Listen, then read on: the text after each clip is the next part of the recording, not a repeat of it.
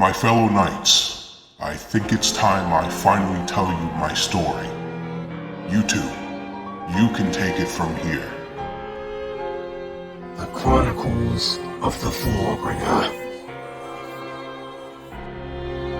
Before the dawn of creation, in the vast non-existence, there once stood two beings, one of light, one of dark, both neither evil nor good. The forebearer of the light, a being who believed all things should be vibrant and diverse. In their eyes, that was perfection. The bringer of dark, a being that believed all things should be one and the same, simplicity in its truest form. In their eyes, this was perfection. They were opposites in tandem. Despite their differences, they loved one another's presence, so much so that they agreed to never leave one another's side. But this had begun to change, as they began to disagree on one simple idea. They wished to create a world of their own, one that envisioned the perfection each other sought after. They wanted to create such a world together, but their ideas of perfection differed. The vast non-existence began to shake. As the two argued over their ideals and justifications for their perfection, they began to grow more distant and bitter towards one another, without realizing it. This went on for eons, neither one relenting in their ideals, until an instance where a forbidden word both swore to never utter was spoken in tandem. Sunder. There were eruptions from within non-existence. Argumented bitterness turned to violence. Both beings were capable of many feats. Combat was one they found most naturally adept in. So for many eons they fought and improved, turning thought into power and imagination into creation.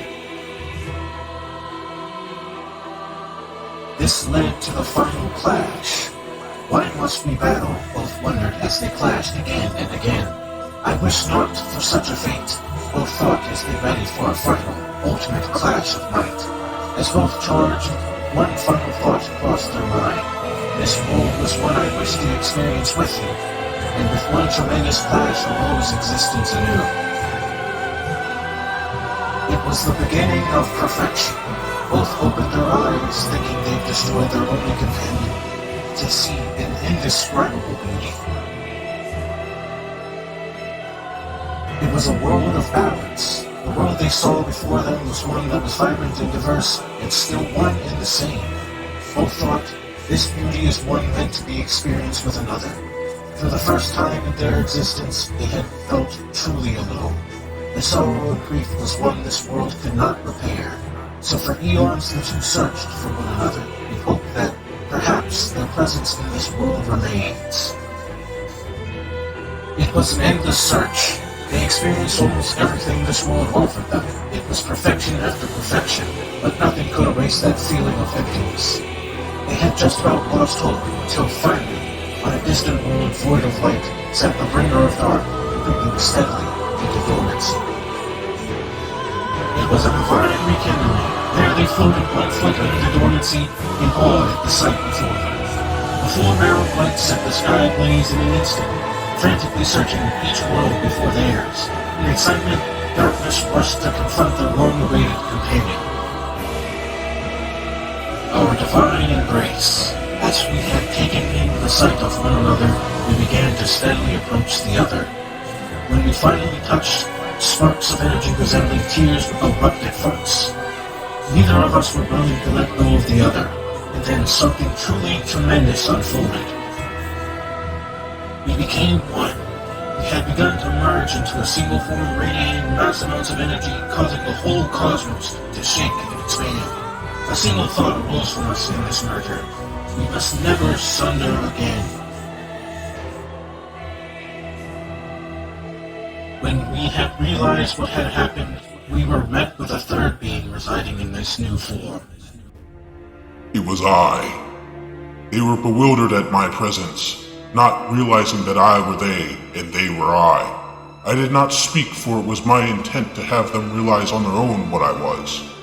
When they realized what I was after a millennium is when I finally spoke. The void of their world converged and shook as I spoke. I am the personification of your unification, the true form of what you sought to create. I am the final step in this world's creation, they who will govern it. I am what came to be when you unspokenly vowed to never sunder again. I know you can feel it with this new form, that we are one with it, attuned to it. We are this world itself. Must we not protect it from our own misjudgment? The very same bitterness that brought you the beauty of this world can be its undoing. I can conclude an outcome that would be acceptable for all, rather than one or the other. You will be those making decisions, and I will mitigate them as I see fit. There was a long pause before I spoke once more to them, so that they may think for a moment. They had taken a look at the worlds around where they had unified and shuddered at the destruction.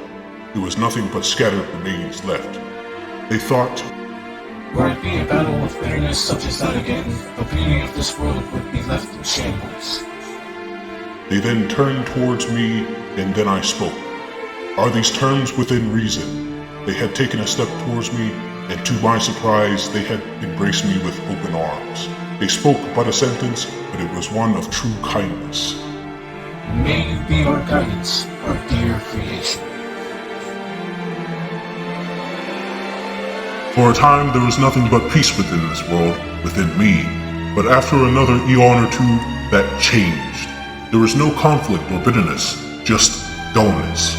Light and dark were perfectly in tune, never having a dull moment, always finding something else to laugh or love each other about. I would already know what they would say or think as part of my role to mitigate their decisions when necessary. So there I was, not so much lonely having them around, but not so much able to converse with them as they could. As I experienced this feeling, something had begun to change on one of the many worlds in this vast existence. It began to form a life form different from the countless worlds out there. When I had viewed the human race for the first time, I was in awe at the sight. I had thought we were the only beings capable of speech and feeling, but there they were, conversing and loving each other. I was inspired by their creativity and wonder for what they can achieve and discover.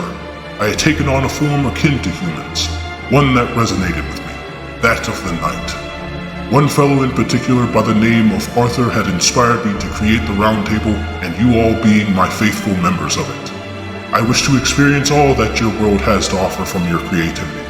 My only hope is that you continue to experience them with me as my great legion of knights.